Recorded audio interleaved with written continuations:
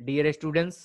स्वागत है आप सभी का आज के बायोलॉजी क्लास में, जिसमें मैं आप सभी को क्लास 9th के बायोलॉजी का पहला chapter cell the fundamental unit of life का एक बेहद ही खास topic cell organelles and their functions का डिस्कस करने वाला हूं। इसको मैं समझाने वाला हूं कि सेल ऑर्गेनेल्स होते क्या हैं और उनका क्या क्या काम होता है। देखो, प्रत्येक जो लिविंग सेल होते हैं उनके अंदर में कुछ निश्चित बेसिक फंक्शन को परफॉर्म करने का कैपेसिटी पाया जाता है, जो कि सभी प्रकार के लिविंग फॉर्म्स के जो है कैरेक्टरिस्टिक होते हैं।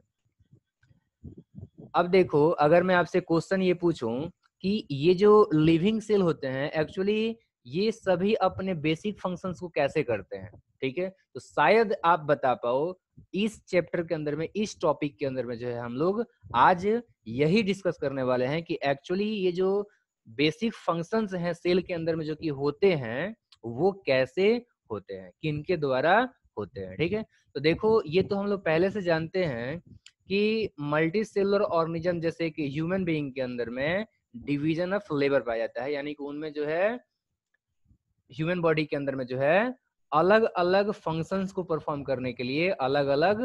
पार्ट्स पाए जाते हैं, अलग अलग शरीर के भाग पाए जाते हैं। जैसे अगर हम लोग बात करेंगे एग्जांपल में, तो हम लोग बोल सकते हैं कि ह्यूमन बीइंग के अंदर में या फिर ह्यूमन बॉडी के अंदर में जो है हार्ट होता है जो कि ब्लड को पंप करता है, उसी प्रकार से स्टोमक होता है जो कि फूड को डाइजेस्ट करता है। इसी प्रकार से जो है बहुत सारे दूसरे भी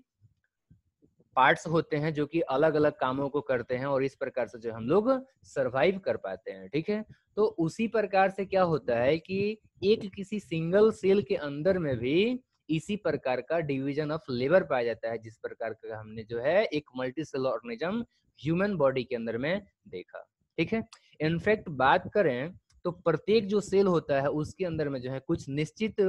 खास कंपोनेंट होते हैं जिनको कि हम लोग सेल ऑर्गेनेल कहते हैं। ठीक है, अब देखो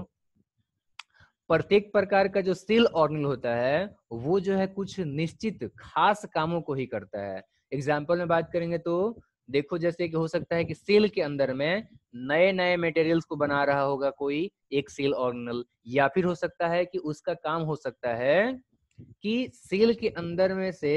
जो भी वेस्ट मटेरियल है उनको क्लियर अप किया जाए, उनको जो है साफ किया जाए, खत्म किया जाए। ठीक है, तो आपने देखा कि सेल ऑर्गेनेल्स क्या होते हैं और साथ ही साथ जो है सेल ऑर्गेनेल का क्या फंक्शन होता है। अब देखो, एक कोई जो सेल होता है वो जो है इन सभी सेल ऑर्गेनेल्स के वजह से ही अपने सभी फंक्शंस को करने में और साथ ही साथ जिंदा रहने में सक्षम होता है, एबल होता है। ठीक है, अब देखो नेक्स्ट चीज मैं आप लोगों को बता दूं कि ये जितने भी सेल ऑर्गेनल्स के बारे में हम लोग डिस्कस कर रहे हैं, ये सभी सेल ऑर्गेनल एक दूसरे के साथ में मिल करके और फिर जो है एक यूनिट बनाते हैं, एक ऑर्गेनाइजेशन बनाते हैं जिसको हम बोलते हैं सेल। ठीक है, तो एक तरह से देख सकते हो कि यहाँ पर भी जो है सेल का डेफिनेशन आप लोगों को बताया गया कि सेल ऑर्गेनल्स के एक साथ कंस्टिट्यूट होने से एक बेसिक यूनिट बनता है जिसको कि हम लोग सेल कहते हैं। ठीक है, तो ये आपने जाना एक सेल का जो है नया डेफिनेशन। अब देखो एक बेहद ही इंटरेस्टिंग फैक्ट है और वो ये है कि जितने भी सेल हैं उन सभी के अंदर में जो है सेम ऑर्गेनेल्स पाए जाते हैं, चाहे उनका फंक्शन जो है मतलब उन सेल का, उस सेल का जो है फंक्शन अलग ही क्यों ना हो या फिर वो अलग अलग ऑर्गेनिजम्स के जो है सेल ही क्यों नहीं हो, बट सभी के जो सेल होंगे वो सारे सेल के अंदर में जो ऑर्गेनेल्स होंगे वो सेम ही होंगे। ये इस बात पर मतलब किसी सेल के अंदर में कौन सा ऑर्गेनेल होगा कौन सा नहीं होगा वो इस बात पर डिपेंड नहीं करता है कि सेल का क्या काम है, या फिर कह सकते हैं कि वो किस जीव के अंदर में है, तो इस बात पर ये डिपेंड नहीं करता है, चाहे वो कुत्ता में हो, चाहे वो प्लांट के अंदर में हो, या फिर जो है किसी दूसरे एनिमल के अंदर में हो, उनके अंदर में जो है जो सेल ऑर्गेनेल होंगे वो सेम ही रहते हैं। ठीक है, तो ये आप लोगों को ध्यान रखना है कि सभी प्रकार के सेलों के अंदर में ऑर्गेनेल जो है वो सेम ही रहते हैं। ठीक है, चाहे वो किसी प्रकार के काम को करने वाला सेल हो, चाहे वो किसी भी जीव के अंदर में रहे। खैर, मैंने बार बार रिपीट करके आप लोगों को जो है याद ही करा दिया। चलिए अब आगे मैं आप लोगों को स्टडी कराता हूँ। जो इंपॉर्टेंट टॉपिक होता है उसको मैं बार बार रिवाइज करता हूँ, बार बार बोलता हूँ ताकि आप लोगों को जो है वो दिमाग में फिट हो जाए।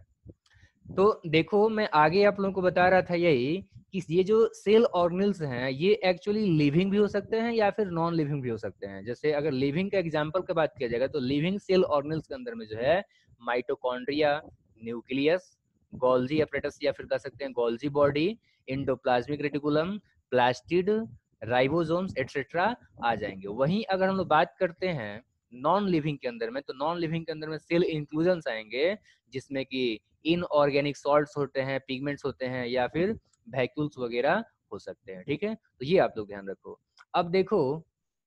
अगर हम लोग ये चाहते हैं कि सेल ऑर्गेनल्स और उनके फंक्शंस को जो है अच्छा से जाने, यानी कि उनके बारे में अगर हम लोग जानना चाहते हैं, तो इसके लिए बेहद इंपॉर्टेंट है कि उन सभी को हम एक माइक्रोस्कोप से देखें। ठीक है, तो उम्मीद कर रहा हूं कि ये सेल ऑर्गेनल्स क्या होते हैं, उनका फंक्शन क्या होता है, और सेल के अंदर में वो क्यों इंपॉर्टेंट है, ये बातें आप लोगों को समझ में आ गया है। और ये भी आपको समझ में आ गया है कि अगर हम लोग सेल ऑर्गेनल्स और उनके ऑर्गेनाइजेशन, उनके फंक्शन के बारे में बेहतर तरीके से समझना चाहते हैं, तो हमें जो है जरूरत है कि किसी एक सेल को हम लोग माइक्रोस्कोप के अंदर देखें। So thank you very much.